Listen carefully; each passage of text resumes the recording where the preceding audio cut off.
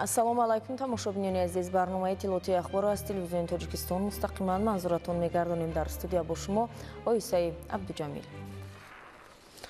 маротибаи шашум аст ки дар қалби Тоҷикистони соҳиб истиқлол пойтахти кишвар барои дарёфти ҷоми раиси шаҳри Душанбе мусобиқаи байналмилалӣ оид ба гӯштингирӣ баргузор мегардад. Ин навбат дар ин мусобиқаи бонуфуз варзишгарони 25 давлати ҷаҳон бо ҳам қуввозмоӣ намуда беҳтаринҳо бо ҷоиза ва мукофотпулӣ қадрдонӣ карда мешаванд. Дастаи мунтахаби Тоҷикистон ки дар он варзишгарони номвари ҷумҳурӣ шомиланд, барои иштирок дар ин мусобиқаи байналмилалӣ тайёрии ҷиддӣ мебинанд. омодагиҳо ҷиҳати баргузории ин мусобиқаи байналмилалӣ дар пойтахти мамлакат дар сатҳи баланд қарор дорад. идомаи мавзӯъ дар гузориши Юсуф Ғанизода. шукӯҳи варзиши миллии тоҷикон гӯштини миллӣ гӯштингирӣ оламгир шуд. шашумин мусобиқаи байналмилалӣ оид ба гӯштингирӣ барои дарёфти ҷоми раиси шаҳри Душанбе варзишгарони 25 давлати ҷаҳонро ба ҳам меорад. 26 апрел қасри теннис. ин мусобиқаи пуршукӯҳ дар идомаи тантанаҳо бахшида ба ҷашни байналмилалии Наврӯз ва ба муносибати рӯзи пойтахти Тоҷикистон шаҳри Душанбе доир гардида беҳтарин паҳлавонон дар он ширкат меварзанд. омодагиҳо барои баргузории шашумин мусобиқаи байналмилалӣ оид ба гӯштингирӣ барои дарёфти ҷоми раиси шаҳри Душанбе дар сатҳи баланди ташкилӣ қарор дошта, он бо инобати роҳандозии мусобиқаҳои бонуфузи байналмилалӣ гузаронида мешавад ки далели таваҷҷӯҳ ва дастгириҳои ҳамешагии президенти ҷумҳурии Тоҷикистон пешвои миллат муҳтарам Эмомалӣ Раҳмон нисбат ба рушд ва оммавигардонии варзиш дар мамлакат мебошад. барои шашумин бор гузаронидани мусобиқаи байналмилалӣ оид ба гӯштингирӣ барои дарёфти ҷоми раиси шаҳри Душанбе бо дастгирии раиси маҷлиси миллии маҷлиси олии ҷумҳурии Тоҷикистон раиси шаҳри Душанбе муҳтарам Рустами Эмомалӣ барои ҷоизаҳо $110,000 амрикоӣ пешбинӣ шудааст. ман аз синни 14 солагӣ амин гӯштиро оғоз кардам. ман дар хурди байни деҳа ба деҳа, ноҳия ба ноҳия ки гӯштингирӣ мешуд, мо рафта иштирок мекардем, гӯштӣ мегирифтем. ҳаракат мекунем ки парчами давлати худро баланд бардорем. дар ин мусобиқа омодагиҳо бисёр хуб аст. гӯштингирӣ гӯштини миллии мо буд ки ҳозир номгузорӣ ба сатҳи байналмилалӣ ки байналмилалӣ шуд, гӯштингирӣ шуд. гӯштингирӣ варзишгарони мо хеле маҳорати баланд доранд. барои машқу тамрин варзишгаронро ҷалб кардагим ва қисми саҳар аз нисфи рӯзи поён қисми саҳар варзишгарон барои вазни худро омода кардан ба ҳамун вазнҳои интихобшудае ки онҳо интихоб шуданд омода кардан бисёр машқу тамрини махсусе ки барои вазни худро поён кардан омода мекунанд.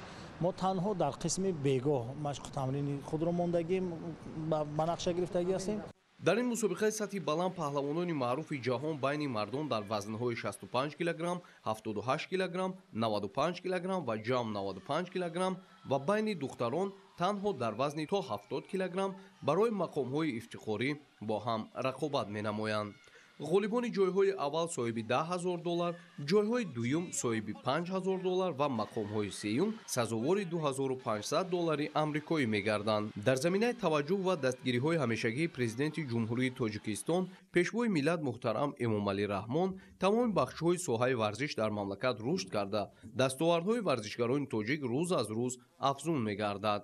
варзиши суннатии миллати тоҷик гӯштингирӣ низ ба таври бесобиқа муаррифӣ гардида шӯҳрати ҷаҳонӣ касб кард ва имрӯз дар тамоми ҷаҳон дӯстдорону ҳаводорони зиёд дорад. бовар аст ки ба хотири ҳимояи шарафи миллату давлати худ дар ин мусобиқаи байналмилалӣ паҳлавонони тоҷик аз худ маҳорати баланди варзишӣ нишон дода соҳиби ҷойҳои ифтихорӣ мегарданд ва ба хазинаи варзишии мамлакат медалҳои нав ворид менамоянд.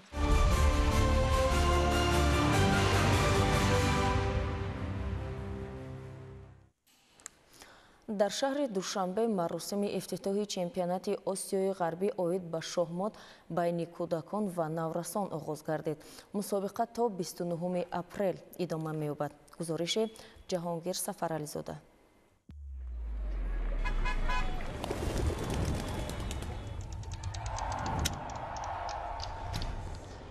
бори аввал дар қалби Тоҷикистон шаҳри Душанбе чемпионати Осиёи ғарбӣ оид ба шоҳмот баргузор мегардад ки дар он 430 варзишгар аз 14 кишвар иштирок ва байни ҳам сабқат менамоянд. ضمن افتتاح چمپیونات آسیای غربی اوید به شهمات میان کودکان و نورسان، مسئولین مقامات اجرایی حاکمیت دولتی شهر دوشنبه، کمیته کار با جوانان و ورزش نزد حکومت جمهوری تاجیکستان، فدراسیون شهمات آسیا و فدراسیون شهمات تاجیکستان اشتراک و سخنرانی نمودند.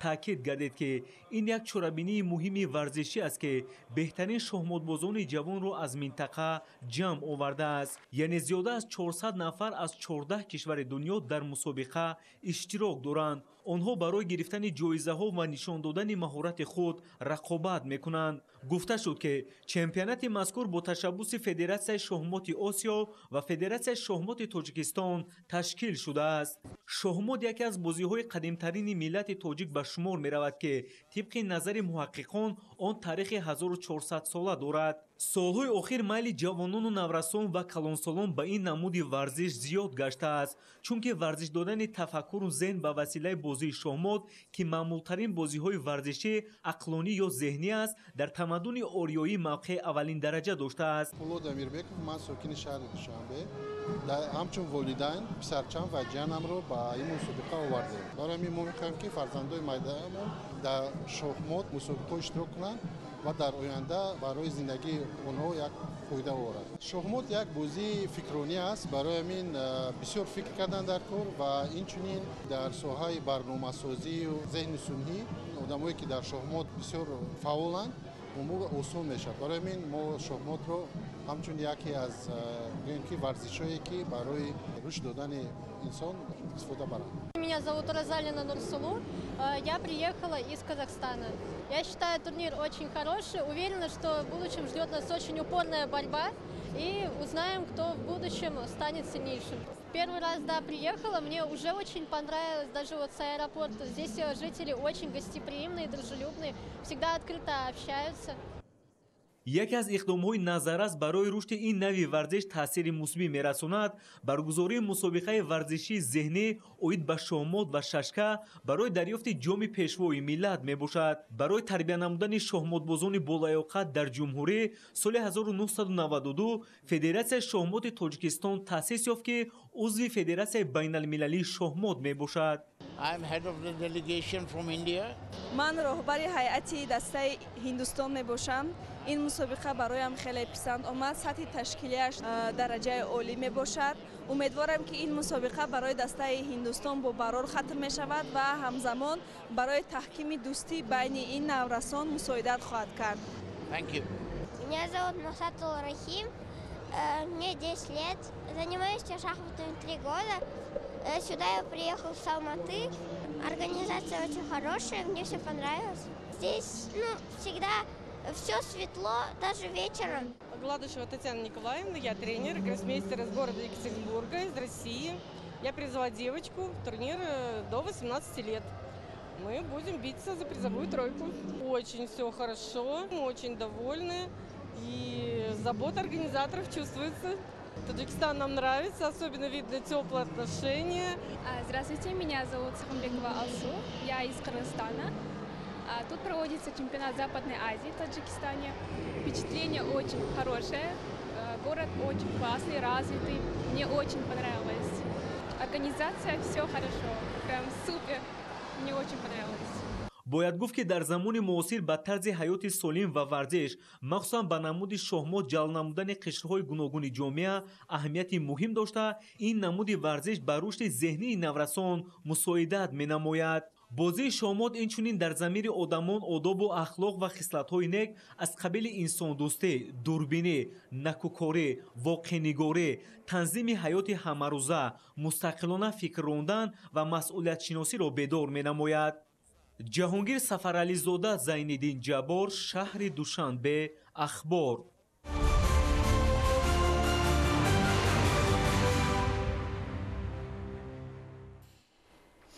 ҳукумати электронӣ як ҷузъи ҷомеаи иттилоотӣ мебошад ки ҳоло дар арафаи шаклгирии умумии ҷаҳонӣ қарор дорад. дар шароите ки технологияи инноватсионӣ яке аз воситаи муҳими алтернативаи пахши иттилоъ зуҳур намудааст, рӯз то рӯз ин масъала аз ҳар ҷиҳат аҳамиятнок мегардад. дар ҳамаи сохторҳо, аз ҷумла дар саридораи бойгонии назди ҳукумати ҷумҳурии Тоҷикистон имрӯз технологияи инноватсионӣ фаровон ба кор бурда шуда, ҳуҷҷатҳои мавҷуда ба таври электронӣ маҳфуз дошта мешавад. ҳамкорамон Дилшод Ҳакимзода гузориш медиҳад.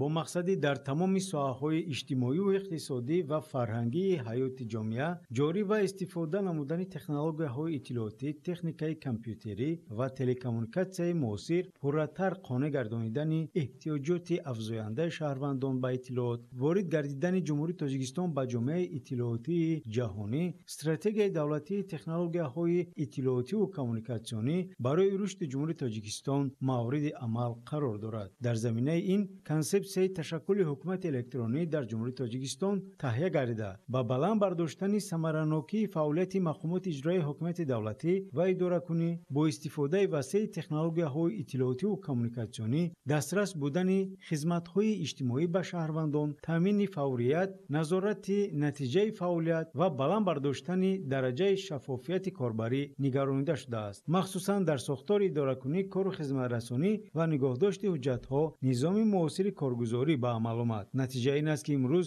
дар саридораи бойгонии назди ҳукумати ҷумҳурии Тоҷикистон ба рақамикунонии нигоҳдошти ҳуҷҷатҳо аҳамияти хоса зоҳир карда мешавад. барномаҳои гуногуне имрӯз қабул карда истодаем ки барои ба шакли электронӣ гузаштани ҳуҷҷатҳои бойгонӣ боз ҳам тезтару зудтар мегардад. махсусан якчанд сканерҳои наве ки барои гузаштан ба шакли электронӣ ва барои электронӣ кардани ҳуҷҷатҳои бойгонӣ бениҳоят зарур ҳастанд, мо ворид намудем ва имрӯз кор ба фаъолият карда истодаанд. дар як бойгонии марказии давлатии ҷумҳурии Тоҷикистон то имрӯз сар карда аз солҳои 1800 то соли 2025 қариб 1 миллион ҳуҷҷат гӯем хато намекунем, арзи ҳастӣ доранд, 1 миллион гӯем китоб. 40% ҳуҷҷатҳоро аллакай ба шакли электронӣ гузарондаем ва имрӯз кор рафта истодааст. ин ҳам васанда нест. мо дар оянда бо тасмим гирифтем ки боз чораҳои зарурӣ ва хубтару беҳтар андешем, чун мо ҳарчи зудтар барои ба шакли электронӣ ва ба ҳукумати электронӣ гузаштани умуман ҳукумати кишвар саҳми худро гузошта бошем.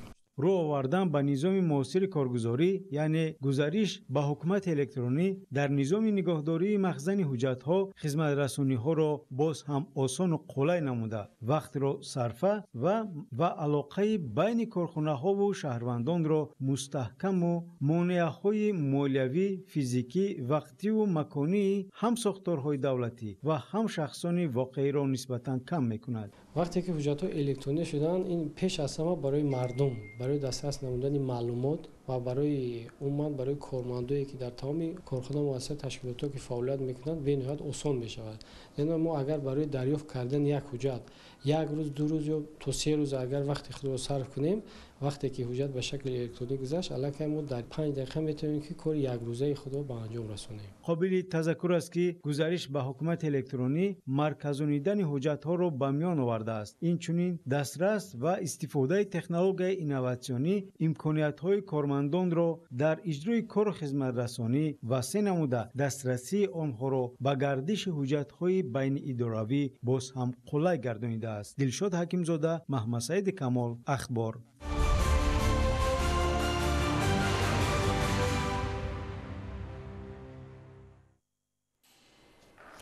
ободонӣ дар маҳал. сокинони ҷамоати шаҳраки вахши ноҳияи вахш корҳои созандагӣ ва кешту кори баҳориро тақвият мебахшанд.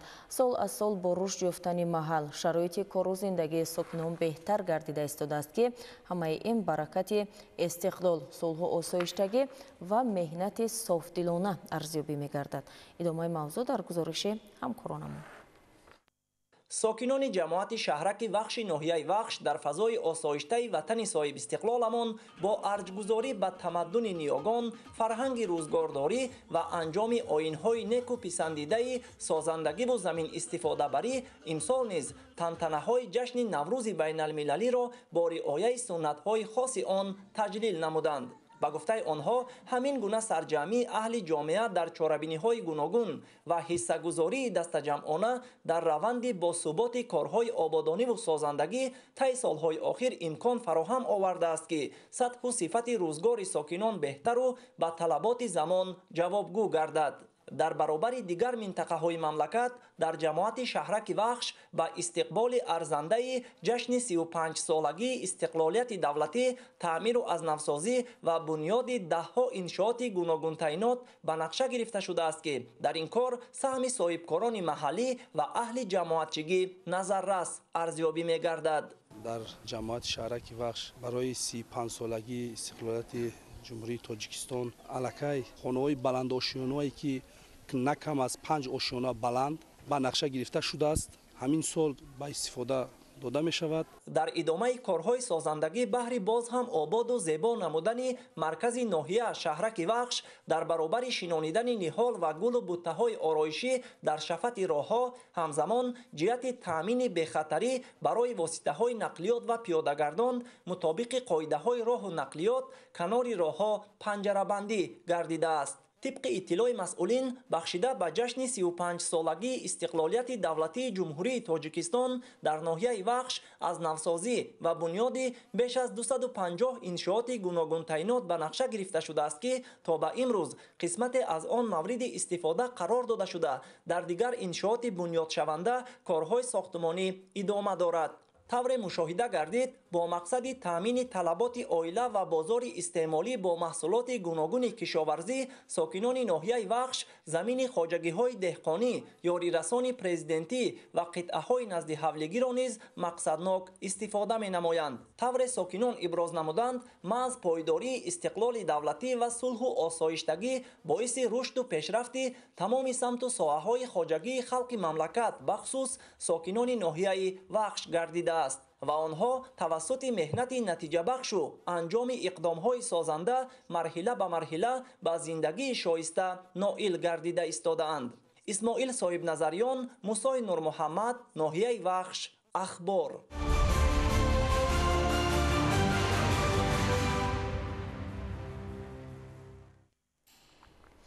در شهر بوستان در 9 مؤسسه تحصیلات تامکتبی بیشتر از 1600 کودک به تعلیم و تربیت فرا گرفته شده است. آموزش در کودکستان‌ها با زبان‌های تاجیکی، روسی و انگلیسی به راه مانده شده برای تعلیم و تربیت مربی‌های صاحب تجربه به کار جلب گردیدند. تحصیلات بیشتر در گزارش عبدالوهاب عبدالستار و الیاس باباجان.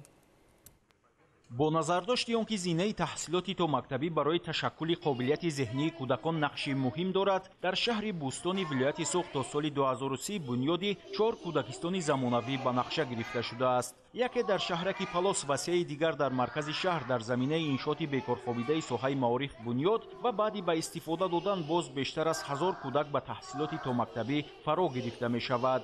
иқдоми мазкур дар ҳамдастӣ бо соҳибкорони маҳаллӣ амалӣ гардида фарогирии шумораи зиёди кӯдакон ба таҳсилоти томактабӣ имкон фароҳам меорад ки насли наврас дар рӯҳияи баланди ватандӯстиву хештаншиносӣ ба камол расад.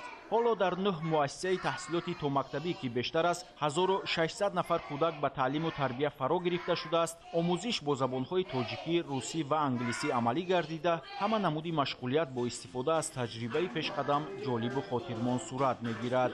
дар асоси барномаву нақшаҳои таълимии вазорати маориф ва илми ҷумҳурии Тоҷикистон ҳамасола мураббияҳо курсҳои махсуси бозомӯзиро хатм менамоянд. таъмиру навсозӣ ва муҷаҳҳазсозии кӯдакистонҳо бо аёният ва воситаҳои техникӣ низ аз ҷумлаи тадбирҳоест ки ҳамасола дар доираи нақшаи чорабиниҳо бо мақсади беҳтар намудани шароити таълиму тарбия аз ҷониби мақомоти иҷроияи ҳокимияти давлатии шаҳри Бӯстон амалӣ карда мешавад. дар ширхоргоҳ кӯдакистони рақами 4 афсонаи шаҳри Бӯстон таълиму тарбия тибқи барномаи рангинкамон ба роҳ монда шудааст. дар муассиса 14 гурӯҳ фаъолият дорад ки аз он 5 гурӯҳаш бо забони русӣ фаъолият мекунад. аз тарафи мақомоти иҷрои ҳокимияти давлатии шаҳри Бӯстон иншоот ки аз 2 ошёна иборат аст. тирезаҳои чӯбин ки дошт ба пластикӣ иваз карда шуданд. ҳоло бошад 480 нафар кӯдакон ба таълиму тарбия фаро гирифта шуданд.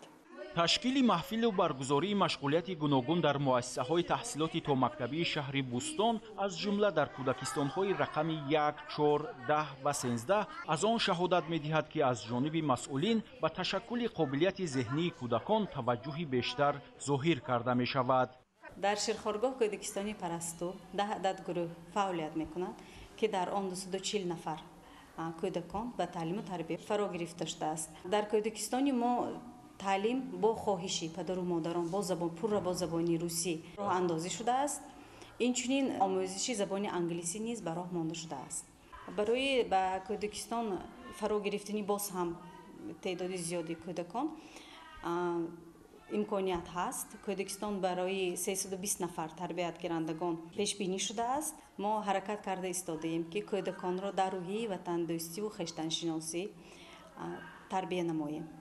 дар робита ба амалӣ намудани барномаи давлатии рушди соҳаи тарбияи томактабӣ дар ҷумҳурии Тоҷикистон барои солҳои 2020-2025 ҷиҳати дастрасии бештари кӯдакон ба таълиму тарбияи томактабӣ ҳамзамон дар назди 9 муассисаи таҳсилоти умумии шаҳри Бустон марказҳои инкишофи кӯдак бо фарогирии қариб 300 кӯдак таъсис дода шудааст. ҳамаи марказҳои инкишофи кӯдак бо аёният ва лавозимоти зарурии таълиму тарбия таъмин мебошанд. абдуваҳоби абдусаттор, Илёс Бобоҷон, шаҳри Бустон, ахбор.